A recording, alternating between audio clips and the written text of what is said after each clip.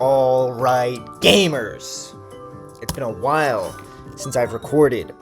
We are back here with the 8th and final gym leader. Now, do not be dissuaded. There's a lot of game to be played after this, and I'll talk about that after this fight.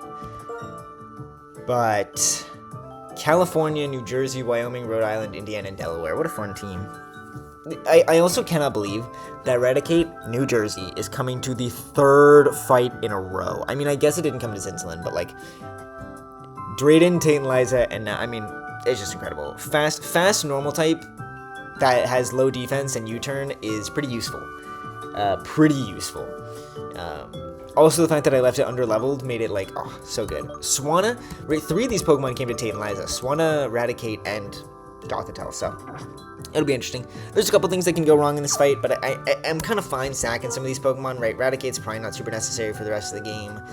I keep saying Swanna's not necessary, and then I instantly bring it to the next fight. Swanna has literally been, like, the go to this run. But yeah, if you might have noticed, our Rotom is not edged to the level cap. That's very intentional.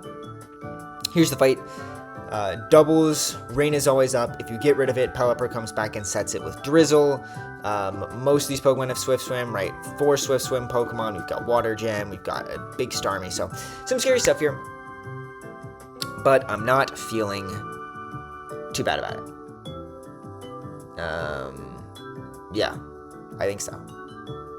So, let me make sure items and everything are right.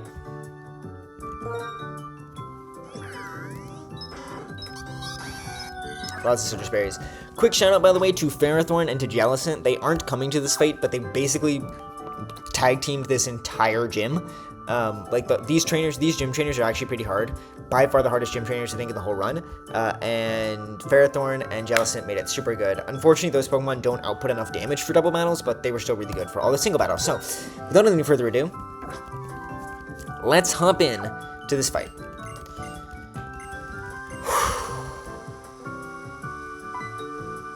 Couple things that can go wrong, we'll talk about them when they come up.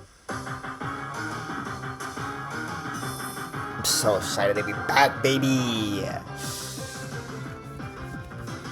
Alright, opener is Poliwrath Ludicolo. Here we go.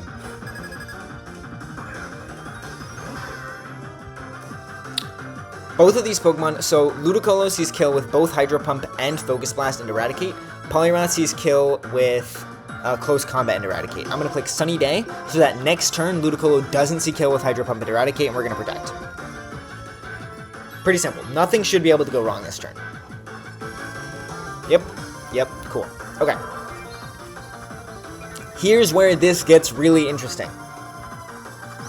Right now, Thunderbolt, Volt Switch, none of these moves kill Poliwrath. Importantly, Poliwrath has a Cell Battery, which means if Poliwrath gets hit by an electric move, its attack is going to get raised, and the Pokemon I switch in is going to be at risk of a crit. I don't want to do that, so I'm just going to click Sunny Day again. I do need all 3 of these moves, and I don't want to kill Poliwrath this turn. So I'm fine basically just letting Rotom sit on the field and do nothing here. However, Eradicate is not going to do that. Now that Rain is gone, both of these Pokemon, even though they're Swift Swim, are now slower than Eradicate. Eradicate with U-turn at level 68 does 43 to about 52% to Ludicolo. If we get that high roll, right, if we hit over 50% and crit, the plan's going to go awry here. We don't want that. So we either want no crit, or we just want no crit, ideally, or we want low roll crit. Either one is completely fine. And then we're going to see 2 fighting moves into Eradicate. Yeah. So we're not clicking an electric move as to not activate the Cell Battery. We don't want to click an electric move into Ludicolo, because if U-turn low roll crits, the electric move will then kill Ludicolo, and it results the same thing as a U-turn high roll crit. U-turn plus Life Orb will always put this thing at range of Swanna switching in, which is who we're going to switch in. If it misses the Focus Blast and doesn't take the Life Orb tick, Swanna will actually then be safe to Brave Bird, as long as Poliwrath doesn't crit. It's a lot. Let's see, no crit or low roll crit. Okay, that seems fine. Swanna's going to switch in here. If Swanna gets double crit, it's dead. We really just don't want to see close combat crit. As long as close combat crit doesn't crit, we're fine. If close combat crits and Focus Blast misses, we're also kind of fine, though less fine. So we really just don't want close combat to crit. Like, ideally, the ideal turn here is close combat no crit and Focus Blast lands, because that means I can just click pluck, or actually the ideal turn is close combat no crit and Focus Blast miss. Polyrath at -1 from close combat is going to be dead to Thunderbolt from Rotom. Here's the CC. No crit, please. No crit, please. Cool. Okay, show me Focus Blast miss. Baby! Alright, that was the first luck hurdle. There's really one more that we have to face. There were 3 things that could have gone wrong in those fights. In this fight, 2 of them, which was either us critting Ludicolo or Swanna getting crit by close combat or double crit, right? Basically, that turn had two of the 3 things that could have gone wrong in this fight, and it went as good as possible. So even though Focus Blast misses, Ludicolo didn't get the Life Orb chip, and now isn't dead to Pluck, I have the HP that makes it okay to click Brave Bird, which does kill, and we do outspeed. Rotom also outspeeds both these Pokemon. This Rotom's IVs, I don't remember if I talked about it, but it's really good. I mean, it's not actually really good, but it's just good. Like, everything is average or above average. Okay. At -1, Thunderbolt kills Poliwrath. We don't want to get the level here. Again, we would have, so if Focus Blast had landed, Life Orb Chip would have always put this thing in Pluck range, but because Focus Blast missed, we can now click Brave Bird because we have the extra HP. Brave Bird recoil at 50% does less than Focus Blast would do to me. Citrus Berry is going to help us heal up so that we're not in range of Starmie Psychic, we are only in range of Starmie Thunder. Dude, I love this game, man. This always kills. Should take about 15 to 20% recoil here. Yep. Citrus Berry procs. This should heal us out of Starmie Psychic range. That's the reason we didn't want to get crit by close combat. We would have lived to close combat crit, as long as Focus Blast didn't crit.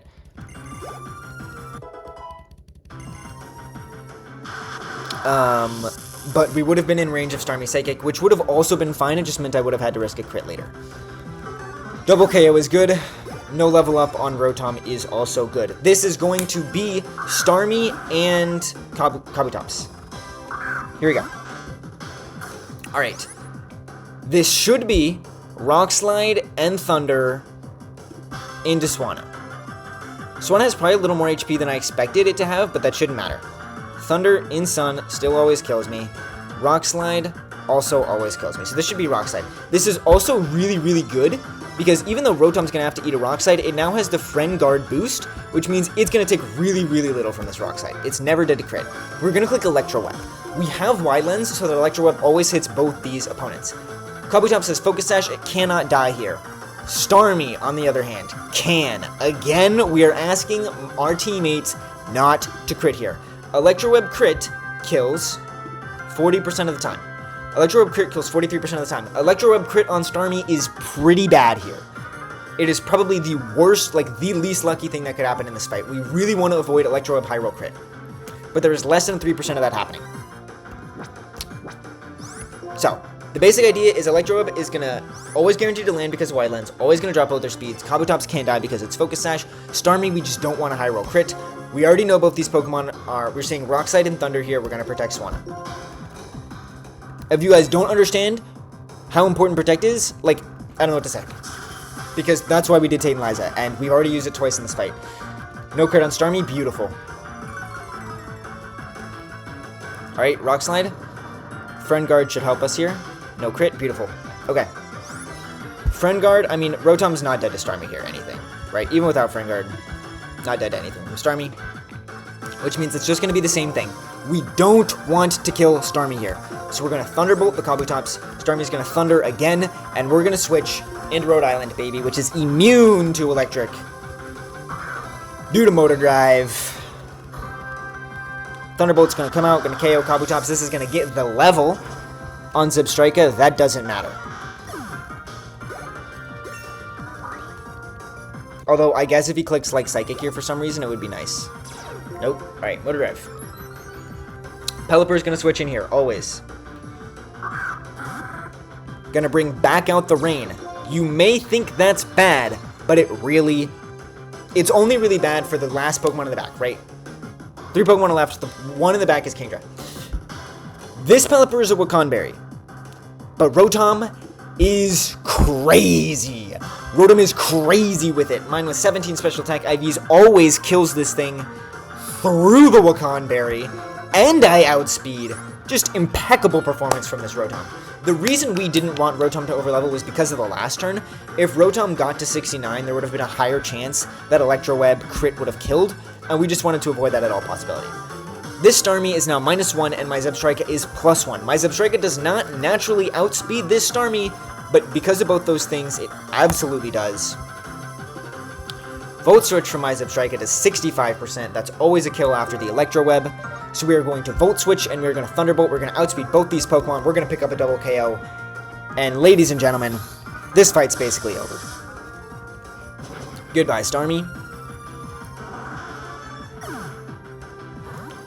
We're going to switch in Gothitelle to do the same thing that it did in Titanize. We'll just click Fake Out, baby. And we're going to Thunderbolt. Kills through Wakanberry just barely. 101% min roll. We love to see it. Beautiful. Alright. Last Pokemon here is Kingdra.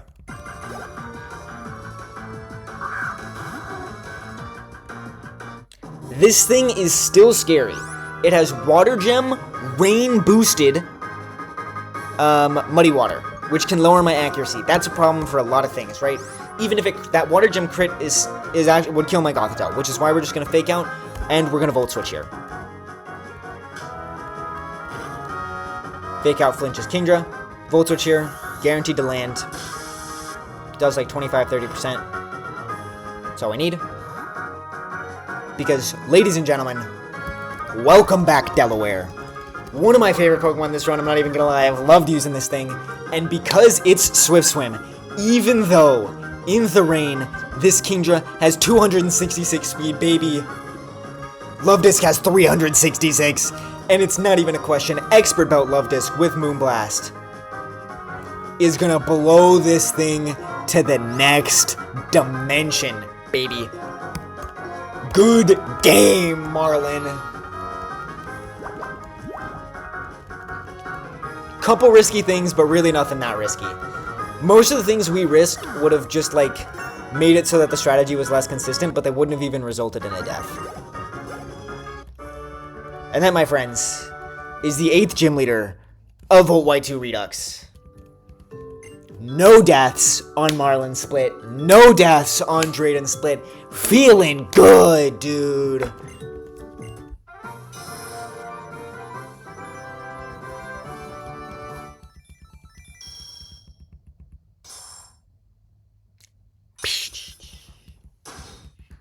Let's go. Wave Crash. Actually a good TM. It is wicked strong, bro. Dude, I love that he just jumps in the water. That's so heat. Bye, Marlin. So fun. Alright, cool. Super consistent fight. Every Pokemon came in at least once. Love that. Oh, dude, feels so good. I've been planning this fight for a while. I was a little anxious about some stuff, but we figured out the line. Not too bad here, though. The hardest part of this fight, I think, is almost undoubtedly the Muddy Water. Like, if you guys notice, I made sure to bait in the 2 Pokemon with Muddy Water, which were Kingdra and Pelipper, as late as possible. Because Muddy Water, just being able to hit both Pokemon and lower accuracy, makes this fight so much less consistent. You're not able to just bait things into one slot, or even, right, like Rock Slide, at least I was able to take because I outsped. I didn't risk the flinch, I didn't risk anything, but Muddy Water accuracy drop would have been really, really bad. 2 quick notes. One is I'm going on vacation today. I'm leaving in like 4 hours, so I might not upload for a while, but I've got a couple of videos in the back burner, so we'll see how much I can get through. And then this game is still far from over. I think I've talked about this in the past, but Plasma Frigate still has a bunch of fights. We've got a tag battle here that I think I'm going to record. We have a fight with Zinzlin, a tag battle with Zinzlin that I'm going to record. And then we have another Plasma Frigate, which just has a bunch of double battles, bunch of optional trainers. a double battle against Zinzalin, a Chorus battle, and then all these Shadow Triads. So I think all of these are going to be videos. I don't think I'm going to record every single Plasma Grunt, but like Shadow Triads video, all these Shadow Triads, right? This is a double battle, a triple battle, and then a rotation battle. Rotation battles are completely random, which means we're probably going to lose something here, but we'll see.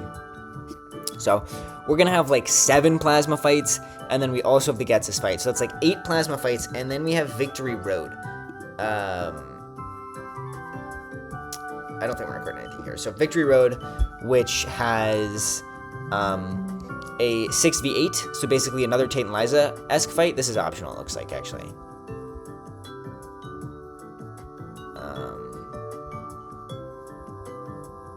But like this fight, I think we might do. This is a mandatory 6v8. So this is one I'm probably going to record. Another Tate and Liza-esque fight here.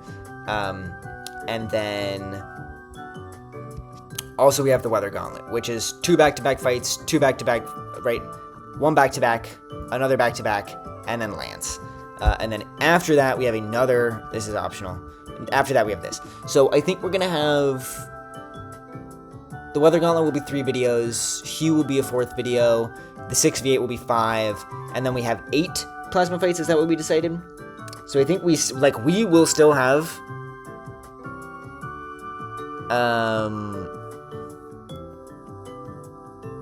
like 13 videos before the Elite Four. Which is crazy, actually. Though some of these fights, like the 6v8s are obviously kind of hard. But like these Pokemon don't have items, and I think my cap is like 77. So I will hopefully be able to at least be like 4 or 5 levels above these things. And like these Pokemon aren't super scary. I don't know. We'll see when we get there, but the big note is that we have a lot of fights. A lot of Plasma fights, a lot of Victory Road fights. Not that many encounters. We do still have a couple encounters. I haven't gotten most of my encounters from Marlin Split, to be honest. I haven't gotten 22, Seaside Cave, or the route to the south.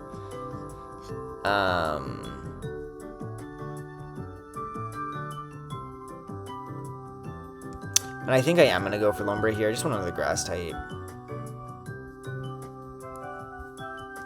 So I think I'm going to go for Lombre here. Seaside Cave, I need to decide if I'm going to go for the Starmie or not. Like if that's important. I think it could be, but I don't know. But I do still have I have 3 more encounters that I didn't get on Marlin Split. And then I have Giant's Chasm, and like Victory Road. And Route 23 maybe. Giant's Chasm, Victory Road, yeah. So basically 1, 2, 3, 4, 5, 6. I have 6 more encounters basically left in the game. Like 15 more hard fights. I'm really nervous about this Elite Four, and I'm actually kind of running out of time. So I'm going to do my best to finish this. This has been a long video. I'm going to end it here. Hopefully you guys enjoyed Marlin. And I will see you guys for Plasma Frigate 1. Easy, baby.